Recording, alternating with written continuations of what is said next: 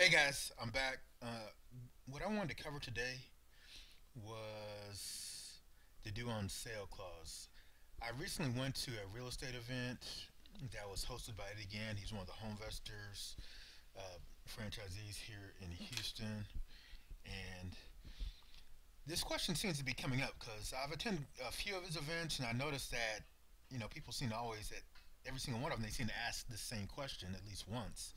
And it's in regards to the due on sale clause. Like if you buy a house subject to or sell it subject to on owner financing, people seem to have this concern about the bank calling the loan due.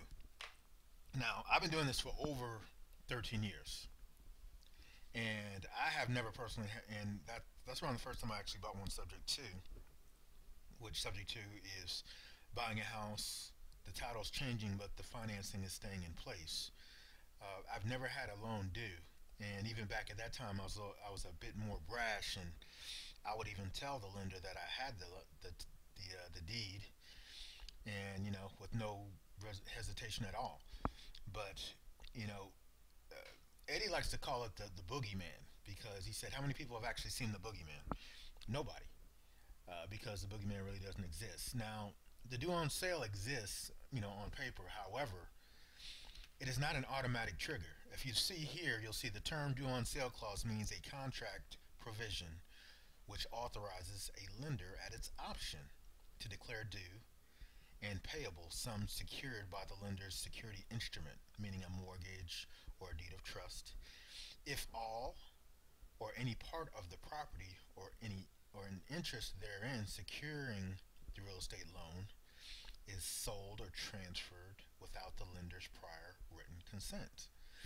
Now, after 1988, every loan that was originated had a due on sale clause because prior to that, uh, you were able to sign over not only the deed but the loan to anybody without them having to qualify.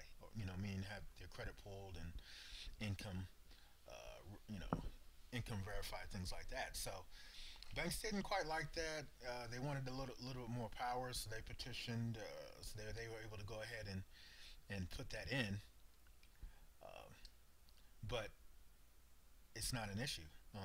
It's an option. It's not something that's automatically triggered the minute you get a deed or record it. The bank can do it at its option if it changes. The only instances in which I've even heard of it happening is if there was a home equity line of credit on the property. If the payments were to fall behind, and I don't mean 1 month, I mean like, 2, 3, 4 months behind, or if there was an issue with the insurance wasn't switched over properly. Now, all those things are, can be rectified. If you don't fall behind on the mortgage, if you're making the payments, or if you have a tenant buyer in there making the payments, then that's not going to be an issue. Also, if you get the insurance switched over to a landlord policy, it's not going to be an issue. Um, so it's really something that you shouldn't be worried about. I think that a lot of people make an issue out of it as an excuse not to get started or not to offer it.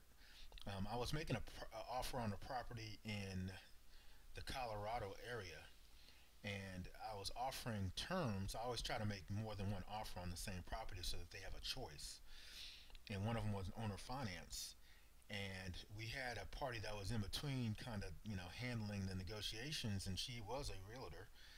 And she said, "Well, they don't want there's a due on sale clause." I said, "Yeah, but that's not going to cause a problem because actually it was a lease option offer." She said, "Yeah, but they could, or the owner financing. Sorry, they said no, but the banks could call it due." I said, "But they've never had it, but they could." Well, but they could. So people worry about things that it's more likely to get struck by lightning than for that to ever happen. But people let that fear hold them back. So it's not going to happen. Keep the payments up. Make sure the insurance is correct. It's not going to happen. Um, again, it's an option. It's not automatically triggered. And and the deed and the mortgage or deed of trust are two separate things.